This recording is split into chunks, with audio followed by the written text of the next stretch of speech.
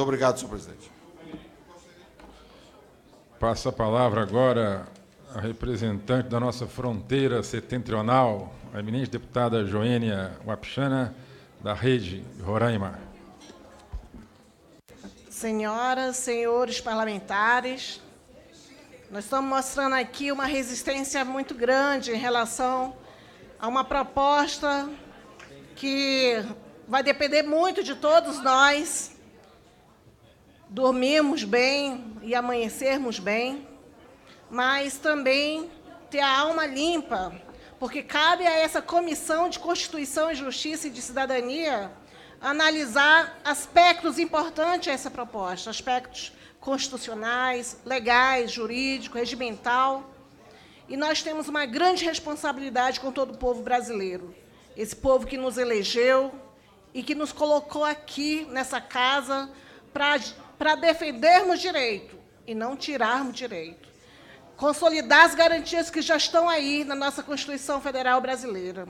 E cabe a nós sermos lembrados na história do Brasil como os deputados ou deputadas que defenderam os direitos sociais ou que aqueles que favoreceram o retrocesso em nosso país. Ser lembrado como aquele que apoiou a redução dos direitos e cortou o direito dos mais vulneráveis. Eu não quero ser lembrada dessa forma negativa. Eu quero ser lembrada como uma pessoa, como uma única representante indígena aqui nessa casa, mas que lutou e colocou o seu posicionamento contra uma proposta que persegue os mais vulneráveis nesse país.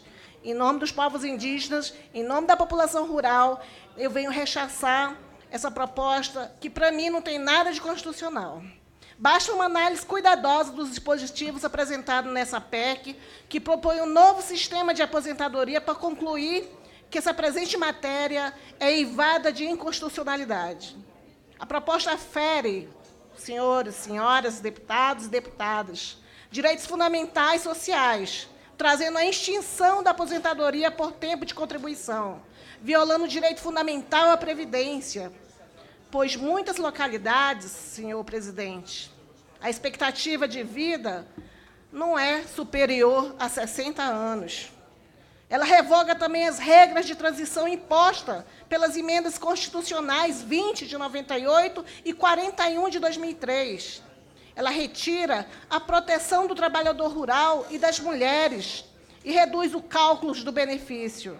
Portanto, a PEC tem o efeito de abolir os direitos e garantias individuais, o que entendo tornar essa proposta inconstitucional. Essa proposta encaminhada pelo atual governo não tem nada de novo.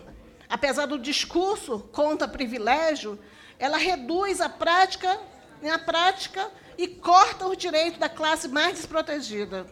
O governo pretende economizar 4,5 trilhões, digamos assim, em 20 anos. Quase 90% dessa economia virá dos benefícios pagos pelo INSS, que recebem benefício médio em torno de R$ 1.200, dos idosos de baixa renda e dos trabalhadores que ganham até 2 salários mínimos. Os servidores públicos, escolhidos pelo governo para serem exemplos de privilegiados, irão contribuir com apenas 10% do ajuste proposto, menor que o valor usurpado pelo BPC e do abono salarial. Essa proposta apresentada, ela torna absolutamente rígidos os padrões sociais e geográficos. E esse texto, com esse texto que está aí, senhor presidente, ocorrerá a inviabilização do exercício, configurado a ofensas na cláusula pétrea consagrada no artigo 60, parágrafo 4º, inciso 4º da nossa Constituição Federal de 88. Os mais pobres não chegarão aos 70 anos para receber o BPC. Os professores indígenas aí incluídos, não terão saúde física e nem mental para exercer esse magistério até os 60 anos. Isso coloca em risco a nossa educação escolar no Brasil. E os 30 anos em sala de aula.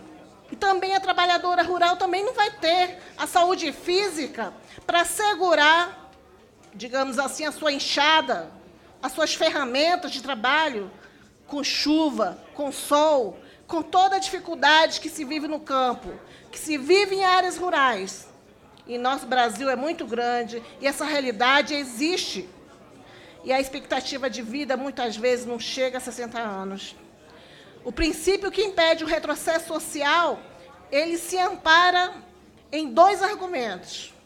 O da dignidade da pessoa humana e também o da segurança jurídica. Parece-me que tem muitas pessoas que não estão atentando para esses princípios, ou estão fazendo vista grossa para tentar aprovar interesses privados, interesses individuais, que não são interesses coletivos do nosso povo brasileiro.